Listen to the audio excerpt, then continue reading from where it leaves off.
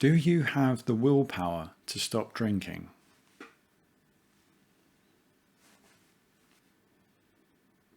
Someone commented on one of my videos recently about willpower, not having the willpower, or you just need the willpower to stop drinking.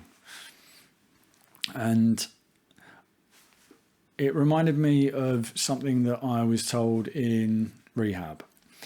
I thought it would be useful to let you know. It debunks this idea that people who can't stop just don't have the willpower to do it.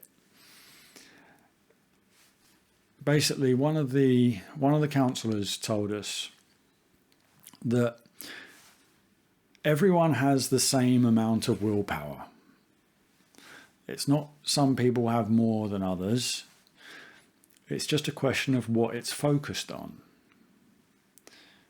Now, you might be incredibly focused on one thing in life. It might be your job. It might be something else, a pastime or hobby. But you obviously have the drive and energy, the willpower to focus on that, to dedicate yourself to that, to, do your best at that. So why can't someone with a problem with alcohol or any other substance just focus all their willpower on stopping using the drink or drug? Now, again, I'm saying this all secondhand, but someone who has an addiction problem, it's not just the substance or the using that's the problem. They have other things that have driven them to use or abuse. So let's say it's poor self-worth, poor self-esteem, anxiety, depression. You've got a lot of other things which are taking up a lot of mental capacity. A classic sign of depression is finding it hard to motivate yourself to just get out of bed. You might really want to have a productive, active, positive day. You might have a lot of willpower to want to do that, but other things are getting in the way and using up your willpower. If you're someone who has social anxiety or all these issues I've mentioned, they are constantly gnawing away inside your head, distracting you from being productive, from being positive, from being proactive.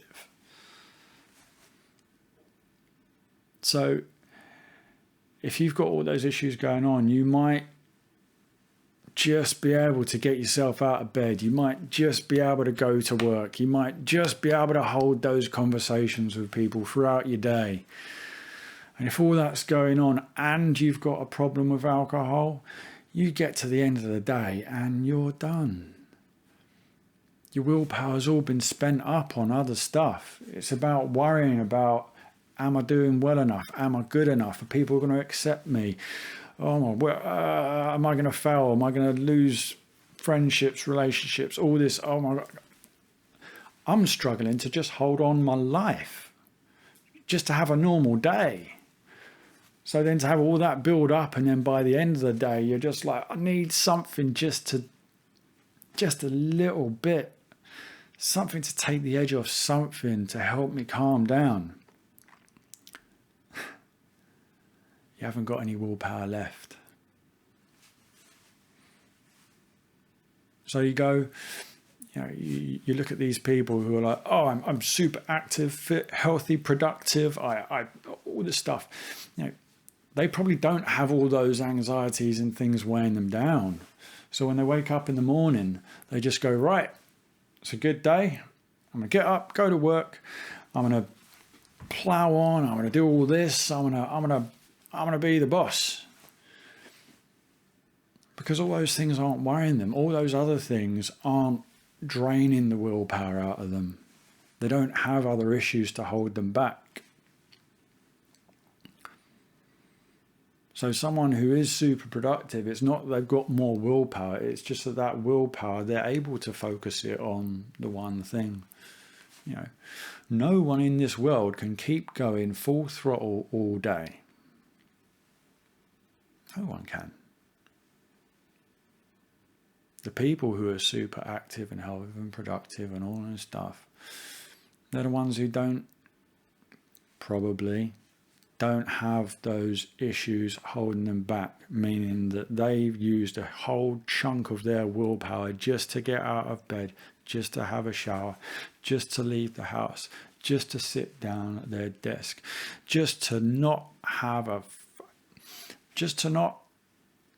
get what I mean? So it annoys me when people say, oh, they just don't have the willpower. Oh, you just need to focus. It's not that simple. I remember it being so hard just to leave the house. I'm going to see friends, not even anything important, just going to see friends. And I'm like, I can't do this. When I meet up with my friends, who's there going to be? It's going to be, then I'm going to be the odd one out. The anxiety, the imposter syndrome. I don't belong with these people. They don't understand me. I haven't even left the door. I've already spent so much energy worrying. I had to have a drink before I go out. Even if I was going to see people at the pub, I'd have to have a drink before I left the house.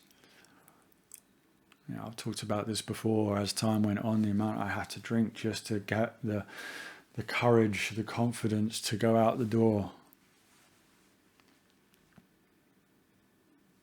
I had all the willpower in the world. I so wanted to be that productive, happy person.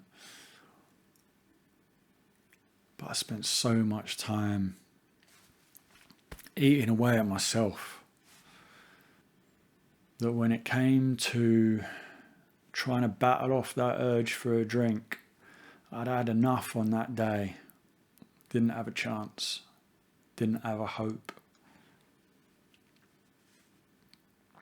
So yeah, if you've had people tell you don't have the willpower, and it's not like that. You know what you want. You got the drive to do it.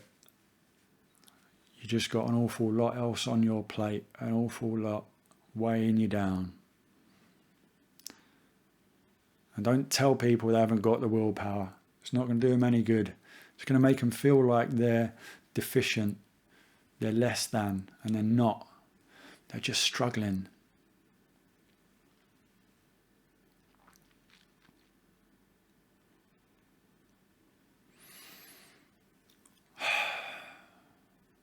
Yeah, I get really, it's little things like that.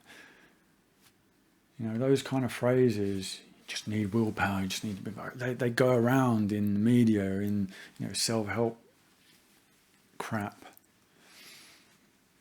And then when someone can't get out of their addiction, out of their troubles, it makes them feel like they've failed. It makes it all even worse.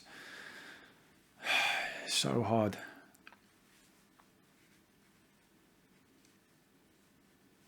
So it comes back to the same thing I always say. You've got to identify the issues you've got and you need to deal with them somehow.